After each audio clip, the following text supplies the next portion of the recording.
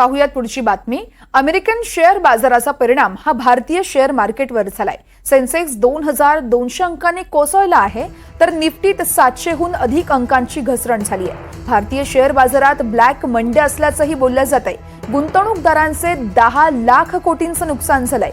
American मंदीच्या पार्श्वभूमीवर आशियाई बाजार कोसळल्याचंही कळतंय.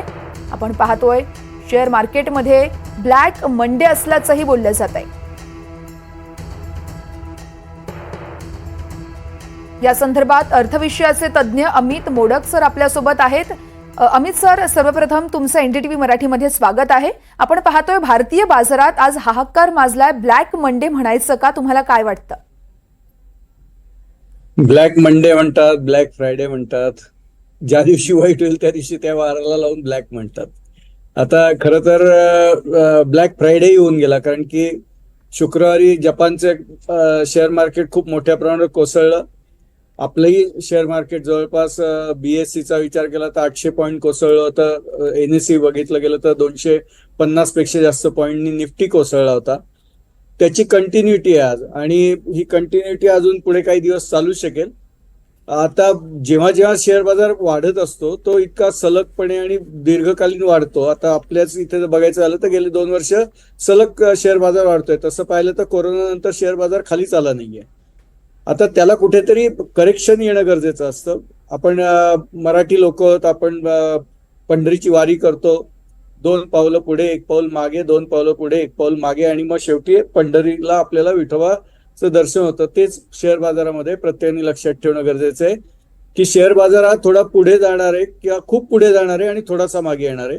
आणि तो थोडासा मागे आला म्हणून भिवून जाण्याचं कारण नाही. आता हे सगळं होतंय का? तर एक्सेसिव्ह प्रोडक्शन कॅपॅसिटी आहे चायनामध्ये, जपानमध्ये, कोरियामध्ये.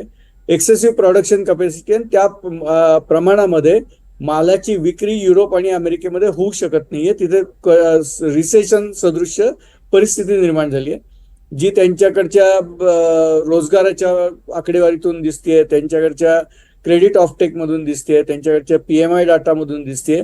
आणि त्यामुळे लोकांना आता मनामध्ये भीती निर्माण झाली आहे की जर प्रोडक्शन जर असं पडून राहायला लागलं, रिसेशन आलं आणि प्रोडक्शन कॅपॅसिटी जर वापरली गेली नाही, सगळीच्या सगळी रिसेशन सदृश्य परिस्थिती आली, मंदी सदृश्य परिस्थिती आली, तर हा शेअर बाजार आणखीनही घसरू शकतो. याचं भान लोकांनी ठेवणं गरजेचं आहे. त्यामुळे करेक्शन झालं म्हणजे फॉलिंग नाईफ म्हणतात. एक वरती तुम्ही एखादा चाकू फेकला आणि तो खाली पडत असेल तर तो झेलायचा नसतो, कारण तिची धारदार बाजू असते, ती तुमच्या हातात येते आणि तुमचा हात कापू शकतो. त्यामुळे फॉलिंग नाईफ कधी कॅच करायला जाऊ नये. तसं आहे आता शेअर बाजार जोस्त स्थिरावत नाही, कुठेतरी कन्स्ट्रक्टिव्हली आपल्याला असं वाटत नाही की शेअर बाजार स्थिरावणार आहे आणि वरती जाणार आहे, तोच तर त्यात नवीन खरेदी करू नये. कुणालाच सर्वात कमीत कमी भावामध्ये खरेदी आणि सर्वात जास्तीत जास्त भावामध्ये विक्री करायचं टेक्निक आजपर्यंत जमलं नाहीये. त्यामुळे अजिबात असा विचार करू नये की माझा तो सर्वात लोएस्ट भाव चुकला. त्याच्यापेक्षा असा विचार करा, लोएस्ट भाव चुकला ठीक आहे, परंतु शेअर बाजार जिथून वाढायला सुरू झालं तिथे मी शेअर बाजारामध्ये परत गुंतवणूक करता जातोय. अमेरिकन फेडरल रिझर्व्ह जे आहे ते आज तातडीची काहीतरी मीटिंग घेणार आहे असं बाजारामध्ये न्यूज आहे, व्याज दरांच्या बद्दल विचार करण्याकरता. कारण की व्याजदर तिथले सर्वोच्च पातळीवर आहे. आज सर्वोच्च पातळीवरच्या व्याजदरामध्ये काही जर कन्सेशन्स दिली गेली, कुठेतरी कमी केले गेले व्याजदर की जे सप्टेंबरच्या शिवाय कमी होतील असं वाटत नव्हतं, तर ते व्याजदर कमी केले गेले तरी देखील शेअर बाजारामध्ये थोडीफार परत करेक्शन येऊ शकते. डिमांड येऊ शकतो, कन्झम्पशन वाढू शकतं, लेबर मार्केट परत थोडं सुधारू शकतं प्रोडक्शन वाढल्यामुळे. या सगळ्या गोष्टींचं आपण भान ठेवणं गरजेचं आहे. आता तरी डॉलेक्स खाली आहे, त्यामुळे इंटरेस्ट रेट थोडे कमी व्हायची शक्यता वर्तवली जाते. आणि त्या प्रमाणामध्ये सोनं चांदी मात्र काही आता वाढत नाहीये. तर एकूणातच मंदी सदृश्य परिस्थिती आहे. शेअर बाजार थोडा अजून खाली जाऊ शकतो, परंतु आपण जी काय खूप मोठी तेजी बघितली आहे त्याच्यात ही छोटीशी मंदी बघायची आपण मनाची तयारी ठेवणं गरजेचं आहे. निश्चितच सर, तुम्ही म्हटलात त्याप्रमाणे अमेरिकेत सर्वाधिक व्याजदर आहे. मात्र अमेरिकेतला मंदीची ही चाहूल म्हणायची का? आणि जरी ही चाहूल असली तरी आपल्याकडे तशी काही शक्यता तुम्हाला वाटतेय का? आपली इकॉनॉमी एकतर नेट इम्पोर्ट करणारी इकॉनॉमी आहे, आपण नेट एक्सपोर्टर नाही होतो. जे देश नेट एक्सपोर्टर असतात त्यांना जगात कुठेही मंदी आली तरी त्यांना परिणाम होतो, कारण त्यांचं एक्सपोर्ट त्या प्रमाणात कमी होतं. आणि त्यांचं एक्सपोर्ट कमी झालं की त्यांच्या देशातलं मॅन्युफॅक्चरिंग कॅपॅसिटी जी आहे ती पूर्ण युटिलाइज होत नाही. किंबहुना त्यांना ती आयडल मॅन्युफॅक्चरिंग कपॅसिटी ही अंगावर येते, त्याची व्याजं भरावी लागतात, त्याचे फिक्स कॉस्ट लागतात आणि त्यांना नुकसान होतं. आपली इकॉनॉमी जी आहे ती नेट इम्पोर्टर इकॉनॉमी आहे, त्यामुळे आपल्याला आपल्या देशात तयार झालेल्या तर सगळ्या वस्तू वापरायच्याच असतात, किंबहुना आणखीन बाहेरच्या देशातून वस्तू आणून वापरायच्या असतात. आणि त्यामुळे आपल्याकडे जगभरात जरी मंदी आली तर सर्वात शेवटी मंदी आपल्याकडे येईल आणि त्याचा सर्वात शेवटी आपल्यावर परिणाम होईल. निश्चितच आपल्याकडची जी ऑटोमोबाईल इंडस्ट्री आहे ती मात्र एक्सपोर्टवर अवलंबून आहे, कारण बऱ्याचशा परदेशी ज्या ऑटोमोबाईल इंडस्ट्रीजच्या कंपन्या आहेत त्या इथला लोअर लेबर रेट किंवा पोल्युशन किंवा याच्याबद्दलची असलेली शिथिल धोरणं, एन्व्हायरमेंटच्या संदर्भातील शिथिल धोरणं, यामुळे इथे मॅन्युफॅक्चरिंग बेस त्यांनी तयार केलेले आहेत आणि मग त्यांचा एक्सपोर्ट मेनली इथून होतो. आणि भारतीय बाजारातून मेनली एक्सपोर्ट होणाऱ्या दोन गोष्टी आहेत तशा, एक ऑटोमोबाईल सेक्टर आणि दुसरं सॉफ्टवेअर सेक्टर. पण सॉफ्टवेअर सेक्टरमध्ये मंदीचा परिणाम जरा दूरगामी आणि म्हणजे उशिराने येतो, कारण की लोकांचं जे सॉफ्टवेअरचं स्पेंड असतं तर IT स्पेंड असतं ते हळूहळू कमी होतं, ते एकदम कमी होत नाही, कारण ते परिस्थितीचा अंदाज घेऊन कमी केलं जातं. त्यामुळे आता तरी भारतामध्ये इमिजिएटली त्याचा परिणाम होणार नाही, पण जसं आजूबाजूच्या सगळ्याच गोष्टींचा आपल्यावर परिणाम होतो, कारण आता आपण जागतिक अर्थव्यवस्थेशी निगडीत झालोय, कपल झालोय. डिकपल व्हायला वेळ लागेल आणि डिकपल असूच नाही, ते कपलिंग आपलं जागतिक अर्थव्यवस्थेबरोबर असावं असंच असतं आणि त्यामुळे थोडासा परिणाम आपल्याकडे दिसेल, पण इतर देशांच्या मानाने तो परिणाम कमी असेल. सर, शुक्रवारी सुनामी आली मार्केटमध्ये. आज 10 लाख कोटींचं खरं तर गुंतवणूकदारांचं नुकसान झालंय. ही स्थिती येणाऱ्या काळात अशीच राहणार आहे का? ते 10 लाख कोटींचं नुकसान गुंतवणूकदारांचं झालंय हे थोडंसं एक्झॅगरेटेड असतं, कारण कोणी जाऊन विकलेत का ते शेअर आणि विकून त्याचा नफा घरात आपलं नुकसान करून घेतलंय का, हे विचार करणं गरजेचं आहे. हे असे आकडे सांगून आणखीन गुंतवणूकदारांच्या मनामध्ये भीती निर्माण होते.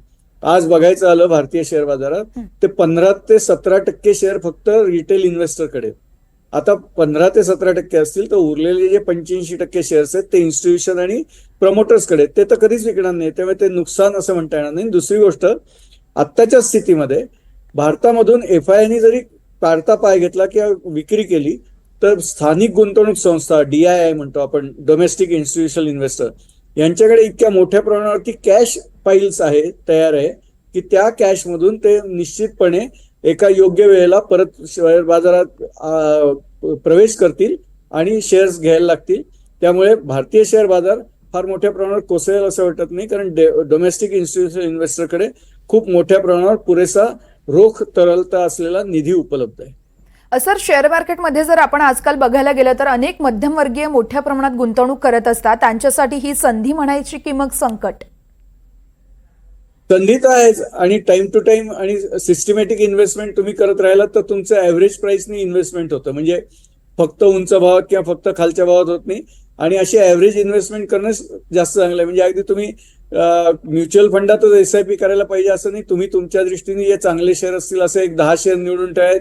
दर महिन्याला विचार करावा की मी हे 10 शेअर दर महिन्याला 20,000 रुपयात 10 शेअरचे जेवढे काही शेअर बसतील, प्रत्येकाचे एखाद्या 2 शेअर बसतील, एखाद्या स्क्रिप्टचे 5 शेअर बसतील, तर ते दर महिन्याला घेत राहीन आणि असं सतत घेत राहीन, जेणेकरून माझं ॲव्हरेज होईल. म्हणजे मी कुठल्या एका भावामध्ये एंटर केलं खूप उंच भावात आणि मला नुकसान झालं, खूप खालच्या भावात एंटर केलं आणि मला खूप फायदा आला, असं होणार नाही.